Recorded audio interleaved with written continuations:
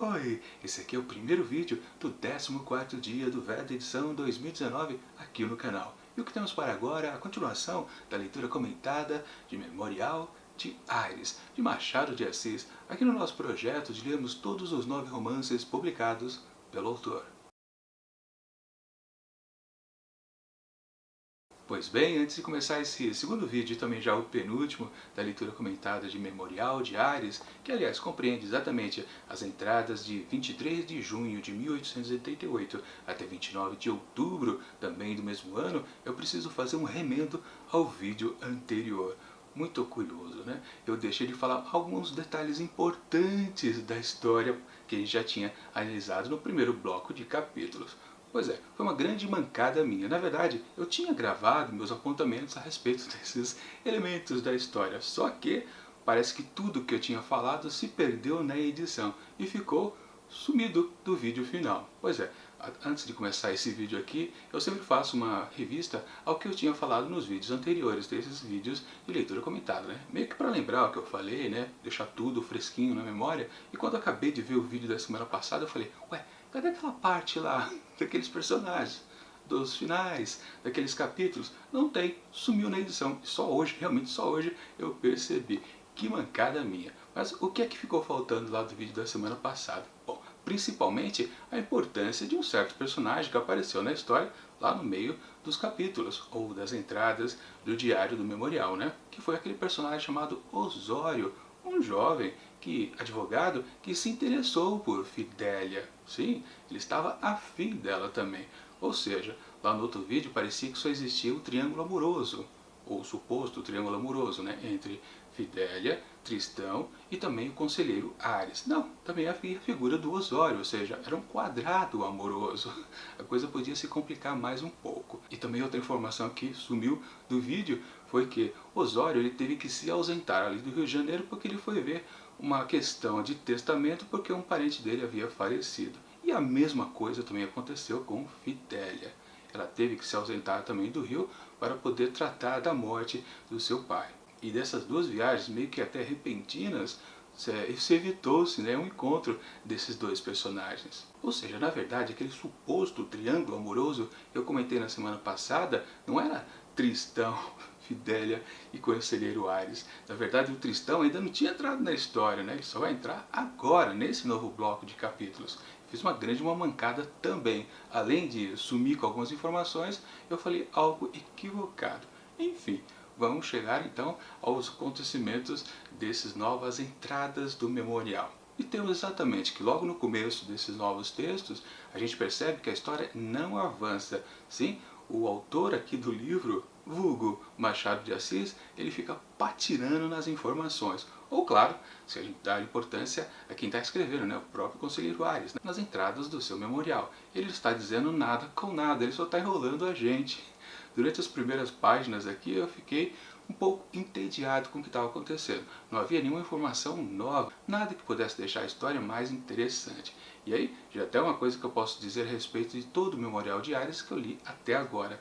Não estou gostando do ritmo de tudo que o Machado está apresentando para a gente. Não tem aquele mesmo vigor que a gente encontrava nos seus livros anteriores, seja os primeiros da fase realista, como aqueles antigões da sua fase romântica. Sempre havia algum quiprocó sempre constante entre seus personagens. Mas aqui, atualmente, não está acontecendo nada de útil para alguma história avançar. Às vezes dá a impressão que nenhuma história realmente começou aqui, nesse último livro escrito pelo autor.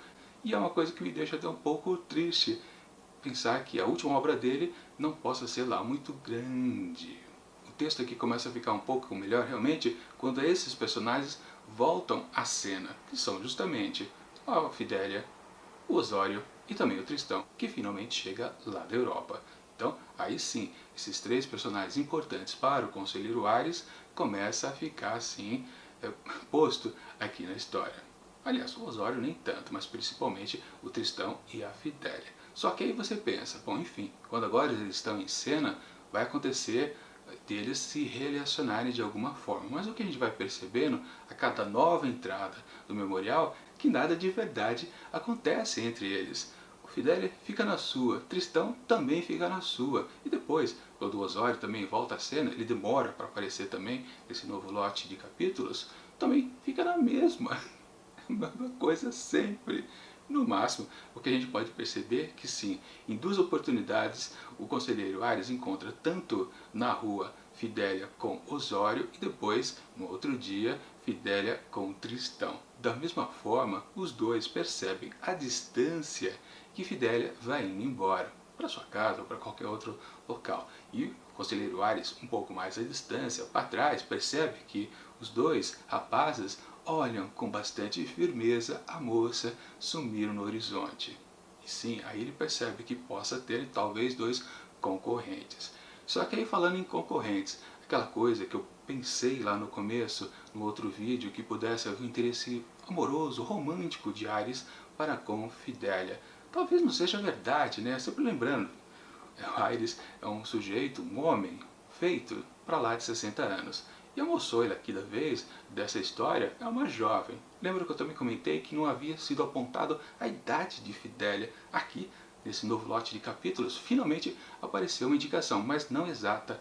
E foi na casa assim, de dizer que Fidélia já tem quase seus 30 anos, ou seja, ela tem praticamente metade da idade de Ares. Claro que naquela época era possível um casamento bem distante assim de idade. Podia um homem muito mais velho casar com uma moçoila muito mais jovem. Era uma coisa até aceitável, principalmente para questões de sociedade, onde o homem podia confortar, dar um amparo para uma mulher, principalmente no caso, viúva, né? Era possível uma viúva que casou com um homem da sua própria idade, depois casar com um homem mais velho, justamente para deixar tudo acertado ali aos olhos da sociedade. Não havia problema nenhum.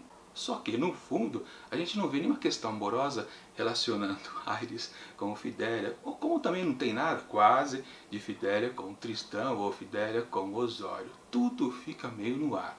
Tirando esses momentos pontuais realmente que Ares percebeu que os moçoilos estão interessados em Fidélia, não tem lá muita coisa. Mas, claro, tem uma ceninha ali, aqui e ali, que também a gente pode perceber que há um certo avanço na história. Mas aí se trata realmente da personalidade, talvez, desse nosso protagonista aqui, o Ares. A gente percebe que nesses novos apontamentos de seu diário, ele começa a meio que deixar claro pra gente que ele já começa a sentir o peso da idade, a sua solidão de ser uma pessoa completamente sem nenhuma amarra. Ele não tem nenhum laço familiar. Afinal de contas, a sua mulher morreu lá na Europa, ela está enterrada lá, e ele não pensa em trazer o corpo dela, por exemplo, para o Brasil. E eles também não tiveram filhos, ou seja, o único parente que ele tem é a sua irmã, a Dona Rita. E fica por isso mesmo, ele se sente um cara muito sozinho, até confirmando aquela minha teoria, né, de ele ser um verdadeiro Dom Casmurro aqui nas histórias de Machado de Assis, e não lá o Bento Santiago do livro Dom Casmurro. Aliás, um outro apontamento interessante que ele faz aqui no seu diário é que ele se revela como até um diplomata, mais ou menos, meia boca. Ele se refere como, assim mesmo, como diplomata decorativo. Na verdade, ele não fez nenhum grandes feitos, não. Ele é uma coisa mais burocrática. Ele não participou, por exemplo, de evitar alguma guerra, grandes laços comerciais entre países e o Brasil. Não, ele não fez nada disso. Ele foi apenas um diplomata até medíocre. Embora ele possa ter sim boa fama aqui no Brasil. Mas enfim, é isso que tinha para ele mesmo percebe isso. E dito tudo isso, praticamente eu contei tudo o que aconteceu aqui nesses capítulos. Porque o resto, na verdade, gasta-se muito tempo, muitas palavras, muitas entradas para não sair do lugar. Realmente, esse narrador aqui, ele não apresenta uma narração que faz a gente ficar empolgado para saber o que vai acontecer a seguir, porque na verdade ele nem promove algum ponto de suspense, aquelas coisas de deixar um gancho, né?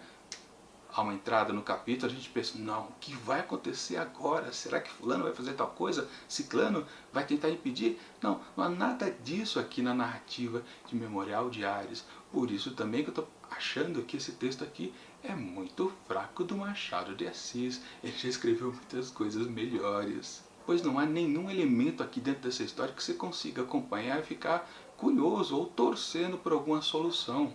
Aliás, não tem problema, para falar a verdade, aqui nessa história. Todas as histórias são assim, né? O princípio do começo, meio e fim é que justamente no começo da história um problema é criado para o seu protagonista. O miolo da história é justamente ele tentando resolver isso. E o desfecho é quando ele consegue solucionar aquele problema. E claro, no meio de tudo isso, o personagem evolui de uma maneira satisfatória, interessante, tornando-se algo bem diferente do que ele era lá no começo. Aqui nós não percebemos nenhuma evolução do Aires, principalmente porque não há uma história que faça com que ele mude de estado que ele esteja. A novidade dele se sentir uma pessoa só, na verdade, é uma questão de ele estar começando a apontar sobre isso, mas nada fez ou aconteceu na sua vida que ele pudesse pensar, refletir, de fato, eu sou uma pessoa sozinha. Não é que aconteceu algo que gerou esse pensamento nele. Não, ele simplesmente está dizendo isso a partir de agora. Ou seja, não houve uma evolução. Ele apenas começou a se lembrar e começou a fazer apontamentos.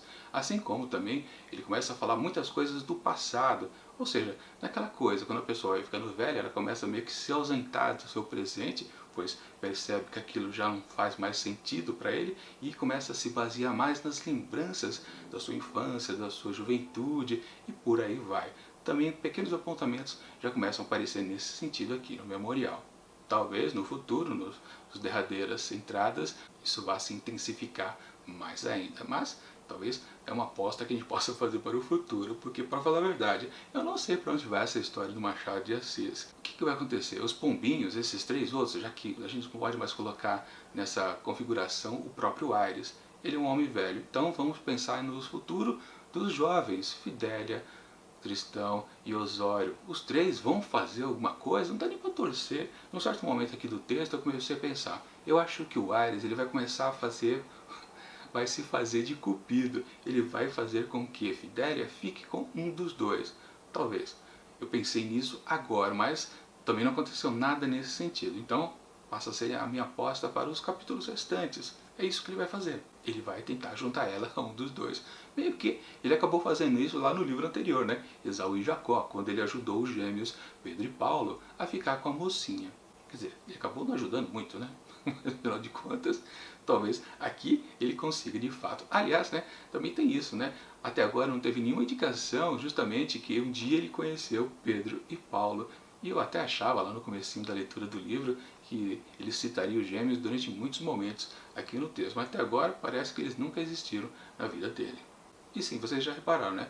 Falei bastante aqui e não contei nada da história, estou falando tudo por cima, mas é que justamente é isso, e até o problema de Memorial de Aires. Toda a história que é narrada aqui através dos apontamentos do Aires, na verdade é isso. Ele passa o dia, quando chega em casa, prestes a dormir, ele abre o seu memorial e começa a escrever alguma coisinha. Ou seja, é só citações do que acontece no seu dia a dia, não há uma história de fato aqui sendo narrada.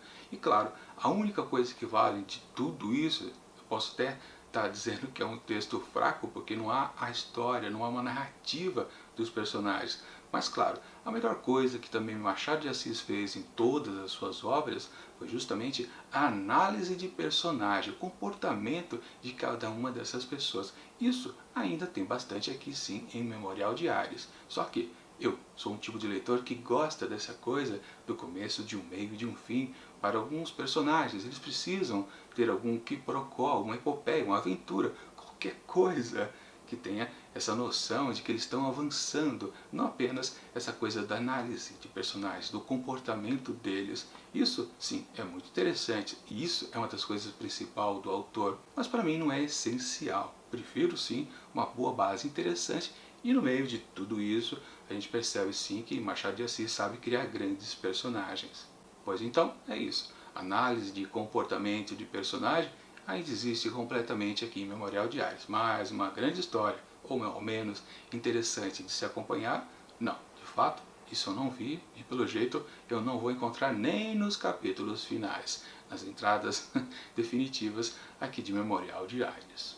Bom, então é isso. Domingo que vem a gente vê a terceira e última parte aqui das entradas de Memorial de Aires, que começa em 1º de novembro de 1888 e vai até uma data indefinida em 1889. Bom, sim, o que vai acontecer? Não sei. respostas também não tenho lá muitas, mas eu tenho curiosidade para ver realmente como essa história pode terminar. Espero talvez que ela fique um pouquinho melhor e me agrade mais, muito mais. Acho que não é difícil me agradar, porque realmente não aconteceu ainda nada, né? Então qualquer coisa interessante já possa me deixar um pouco mais feliz. Então, fica o convite para no próximo domingão a gente terminar aqui a leitura. Aliás, domingão não, né? No sábado, eu tô colocando no domingo porque eu tive que inverter os vídeos. No próximo sábado a gente termina aqui a leitura comentada de Memorial de Ares. Enquanto esse próximo vídeo não chega, deixo aqui do lado dicas de outros vídeos a respeito do projeto de leitura de todos os 9 romances publicados por Machado de Assis. E tchau!